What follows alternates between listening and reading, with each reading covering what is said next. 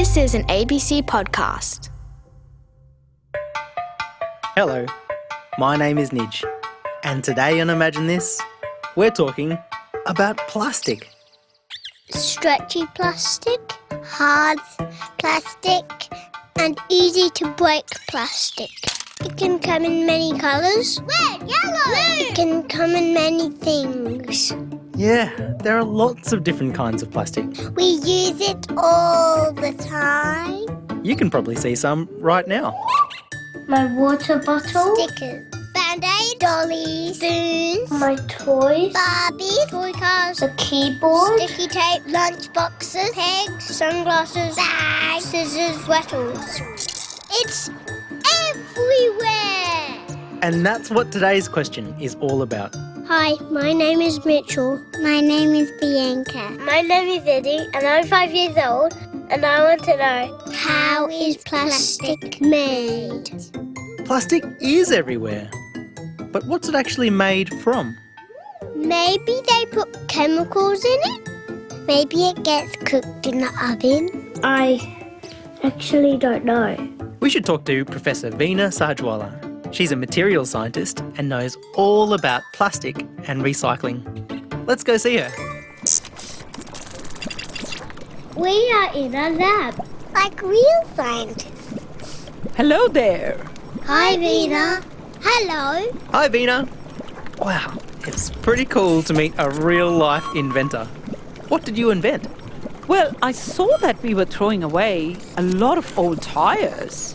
For cars? Yes, they're made out of rubber. And they can be very bad for the environment if we simply just chuck them out. So I invented a way to use them again. How? In the process of making steel. Cool. So you're recycling them? In a way, yes. But I like to think of it as reforming them. Reforming? What's that? I think it's great to take waste and use it for other things, not just throw it away. Don't waste. Waste. Exactly. Veena, can you help us with our question today? How do you make plastic? Where does it come from? Great questions. I'd love to help you find some answers.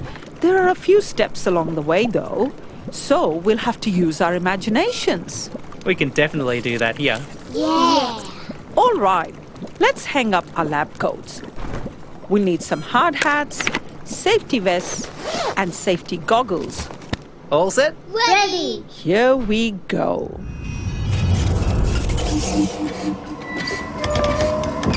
Where are we? And what is that? It looks like a digger and pulling something out. This is an oil rig. What is an oil rig? It's basically a big well. You get water out of them. Yes, and oil rigs take oil out of the ground. It's not stopping. It just keeps going on and on and on and pulling out more. Is it like olive oil? I love olive oil. You definitely don't want to eat this stuff. This is called crude oil. It's also called a fossil fuel. Like dinosaurs? Well, it's actually older than the dinosaurs. Whoa! What is it? It's made from the stuff that sat at the bottom of ancient seas, like algae, plankton, and plants. Is that what crude oil is made of? Old seaweed? Yeah, it's been buried under layers and layers of rock and slowly turned into oil over millions and millions of years. People drill very deep holes in the ground and suck it out at oil rigs. Black and oozy and looks pretty dirty actually. How is this going to become plastic? I think they drain it and all the black stuff comes out and only the clear stuff comes back. It needs to be taken to an oil refinery. That's a factory where crude oil will go through some big changes. Let's go. Oh, it smells like farts at a petrol station. Ew. What are they doing to the oil? They're heating it up in a furnace. Crude oil is made of lots of things. So here at refinery, it splits up into its different parts. How?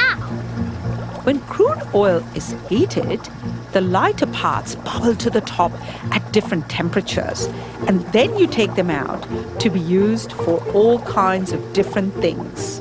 Like what?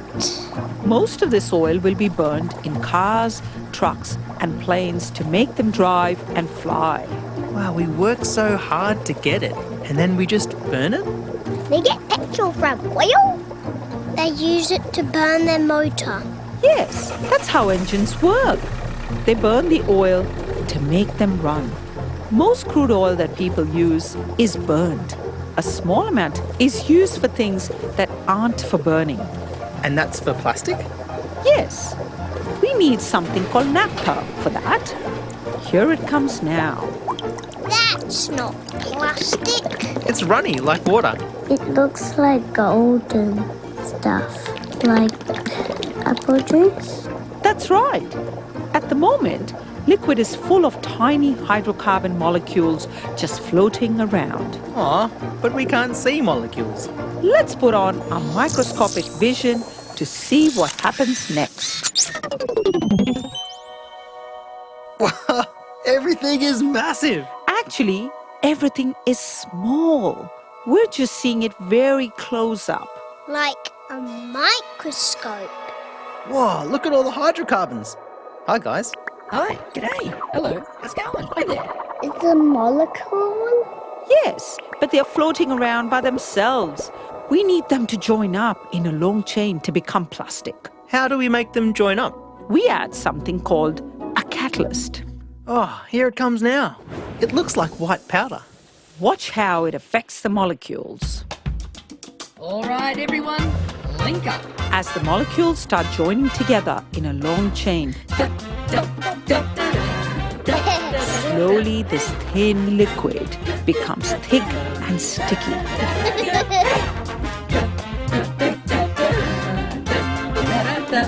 Wow, they made a really long chain. It's getting thicker. It's more like honey now. Hey, we're stuck. We can't move. Turning hard like plastic. Whoa! Okay, let's turn off our microscope vision before it sets and we get stuck too. I'm glad we didn't get stuck. Phew. What happens now? Once it's thick enough, it'll get pushed into a long tube. The plastic is coming out in long tubes, like noodles. Once the liquid cools down completely, it turns hard and gets chopped up into small pieces. They look like tiny beads. And there are heaps and heaps of them in lots of different colors. Is it plastic now? Yep, But it doesn't look like anything. It's just plain pieces. that's right. Now these little plain pieces will get shipped into more factories around the world. Wow, it's such a long journey to become plastic. There's oil rigs, refineries, factories, and ships. Once you melt it again, these beads can take any shape. I think that scientists put it in machines and then they smoothen it out and then they put it in water bottles. That's right. You just need a mold. Like jelly. You can make it a cool shape. I've got a star mold for making star-shaped cookies. Exactly. And now we have 3D printers. You can make basically anything you can imagine. Oh, that's so cool. And then we can recycle it and make more, right? Unfortunately, it's not as simple as that. Let me show you.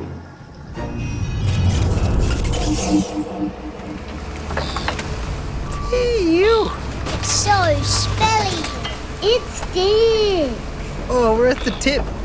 It's a ginormous pile of rubbish. Hey, fly away, birds. Get out of it. They're eating the rubbish. This is what we call landfill. It's the place where everything we put into our rubbish bin that doesn't get recycled ends up. It starts in a bin and a garbage truck takes it. They just take it and dump it in a big hole. Well, lots of holes actually. There are hundreds of landfills in Australia. Hey, but there's plastic here. Shouldn't that be recycled? That's a problem with plastics. We use a lot of it, but not very much gets reused or recycled. In Australia, we use over 3.5 million tons of plastic every year. And that's as heavy as 10 skyscrapers. Whoa, that's big. But we probably only recycle one of those skyscrapers. Only one? What is 10? That's just a tiny fraction. That's like a city of plastic in no time. I didn't know that. We should use less plastic, and then our island and countries won't turn into, like, rubbish. It doesn't have to be this way, but unfortunately, lots of plastic is made to be single use. You use it once, but then you throw it away. So even if you want to, it can be tricky to find a way to use it again, so it ends up in the bin. It's a problem if it ends up here in landfill because plastic is tough. It lasts for a really long time. How long? A straw won't break down for 200 years. Whoa! A plastic water bottle can last for 400 years. That's older than the invention of plastic. Yes, plastic was only invented less than 100 years ago. That means that almost every piece of plastic that hasn't been burnt is still here on Earth. Yes, and it's a big problem. We used to be taught about the 3 R's. I know them. Reduce, reuse, recycle. They're all great, but the R word I'm super passionate about is reform. We can take different plastic things and reform them into totally new products. That is pretty cool. I didn't know scientists would do that. We can also reform something maybe even more important. What's that? Ourselves. Huh? I don't get it. We can change the way we think about plastic. This stuff lasts forever. Why are we so quick to make so much of it and then simply throw it away? Veena, thanks so much for showing us how plastic is made and what happens to some of it once we've thrown it away. No worries. Plastic can be fantastic and it can be used in all kinds of ways. It might be cheap to buy, but it is really expensive for our planet. So it's important that we think of creative ways to solve the problem of our plastic waste. And don't waste it. You got it.